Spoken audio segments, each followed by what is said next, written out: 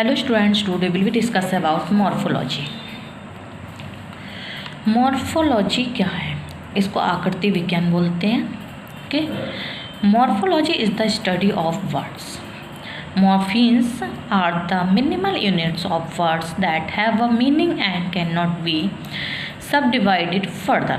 There are two main types, free and wound. Free morphemes can occur alone and wound morphemes must occur with another morpheme.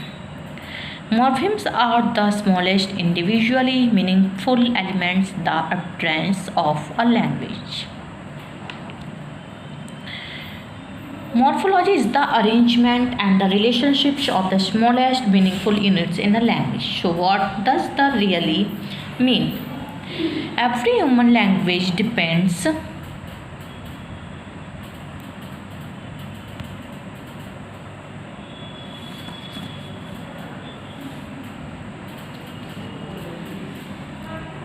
on sounds. When specific sounds are put together in a specific way, words, phrases, and finally sentences can be created. This is how messages are sent and received. In order to understand morphology, you need to know the term morpheme, which is the smallest unit of a word with meaning. That meaning is how language conveys message. Morphemes are more than just letters. When a number of letters are put together into a word part that now has meaning, then you have a morpheme. Morphology studies how these units of meaning or words parts can be arranged in a language.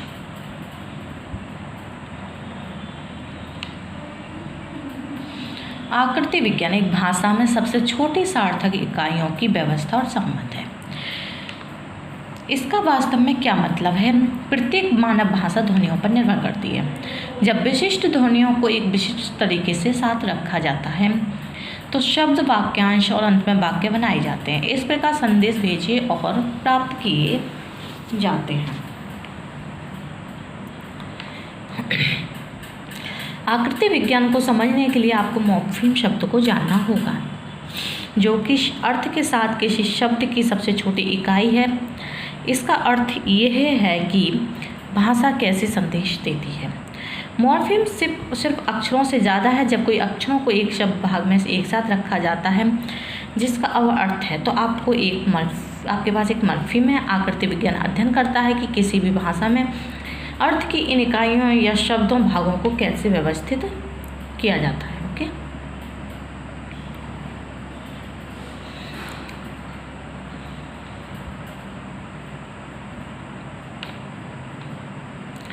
morphology continues to be of importance in taxonomy because morphological features, characteristics of a particular species are used to identify it, as biologists have begun to devote more attention to ecology.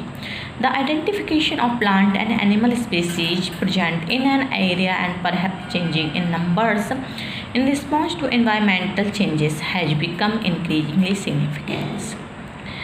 आकृति विज्ञान शब्दों का अध्ययन है. Morpheme शब्दों की न्यूनतम इकाइयाँ हैं जिनका अर्थ होता है, जिन्हें आगे उपविभाजित नहीं किया जा सकता. ओके, मुक्त और बाध्य निःशुल्क मॉर्फीम अकेले हो सकते हैं और बाध्य मॉर्फीम दूसरे मॉर्फीम के साथ होना चाहिए. एक मुक्त मॉर्फीम एक उदाहरण बुरा है और एक बाध्य मॉर्फीम का उदाहरण लाए है. ये बंधा हुआ है, यानी क्योंकि इसका अर्थ है कि ये अकेला खड़ा हो नहीं सकता है. एक शब्द बनाने के लिए इसे अन्य मॉर्फीम से जोड़ना होता है. Morphology are the smallest individually meaningful elements in the utterance of a language.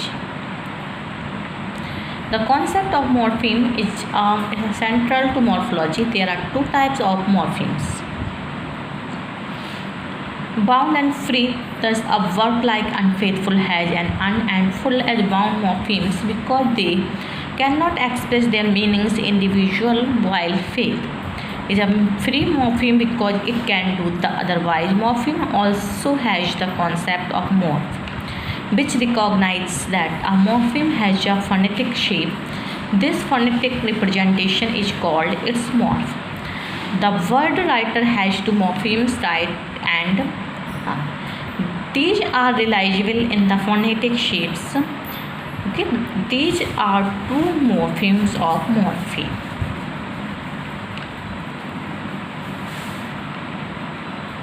Kinds of morphology.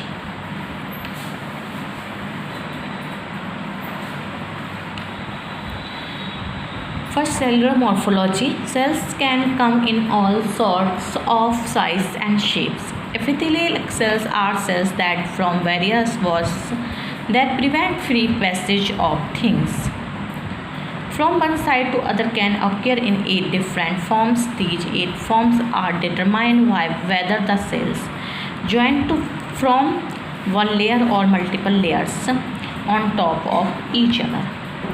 In addition to the cell's shape, squamous meaning wide, cuboidal means skewed, and columnar means rectangular. Other cell types such as nerve cells can be long and thin, while fat storage cells can be large and round.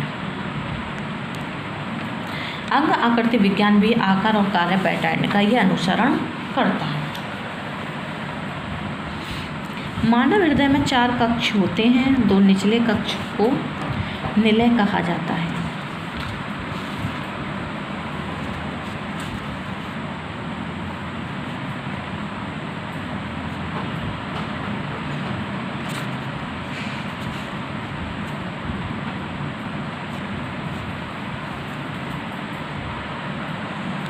Next, tissue morphology.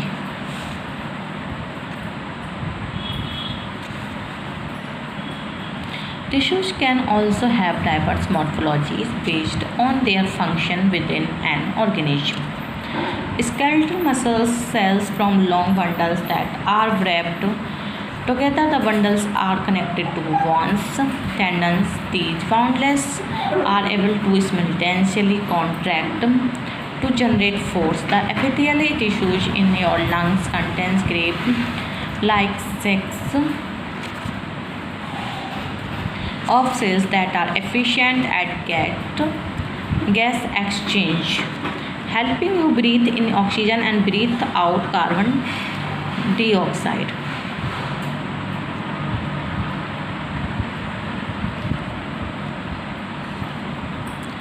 Next, organ morphology.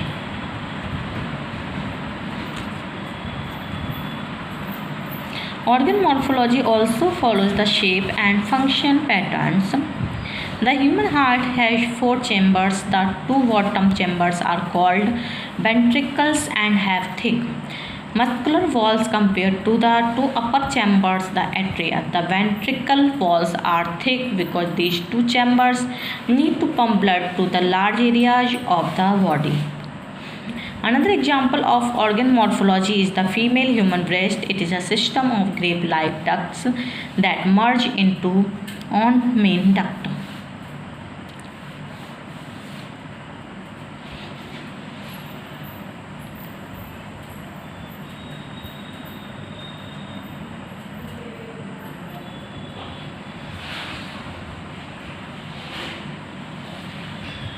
Next, the whole organism.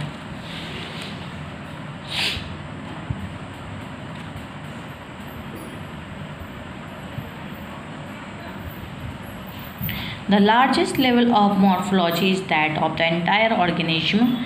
In the animal kingdom, the 2 main body plans are radial symmetry, like that of the starfish, and bilateral symmetry, like that of the lobster.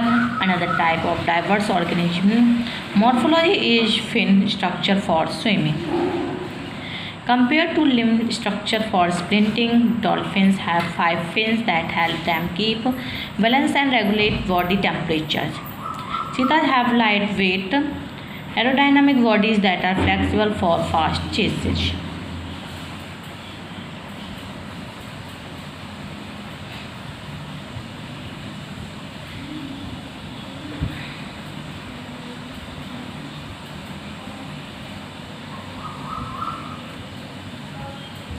Why use morphology?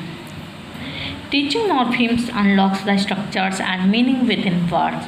It is very useful to have a strong awareness of prefixes, suffixes, and base words. These are often spelled the same across different words even when the sound changes and often have a consistent purpose and or meaning. Morphology is a contrasted with physiology which deals with the studies of the function of organism and their parts, functions and structure are so closely interrelated however that their separation is somewhat artificial. Morphology were originally concerned with the bones, muscles, blood vessels, and nerves comprised by the bodies of animals and the roots, stems, leaves, and flower parts comprised by the bodies of higher plants.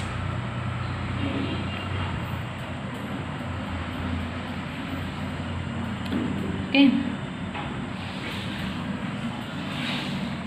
Morphemes can be either single words or parts of words. A free morpheme can stand alone as its own word. Gentle father license picture gem. A bound morpheme only occurs as a part of word.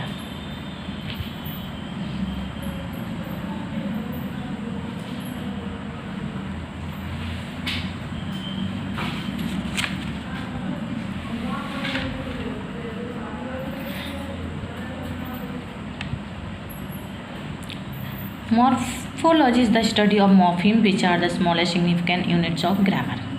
According to Bloomfield, it is the study of construction in which sound forms appear among the constitutions. Dorfman defines morphology as the study of the way and method of grouping sounds and into sounds complexes or words. Morphology is a level of structure between the phenomenological and the syntactic. It is a complementary to syntax. Morphology is the grammar of words. Syntax is the grammar of sentences. One accounts for the internal structure or form of words. The other describes how these words are put together in sentences. Okay. Thank you for watching.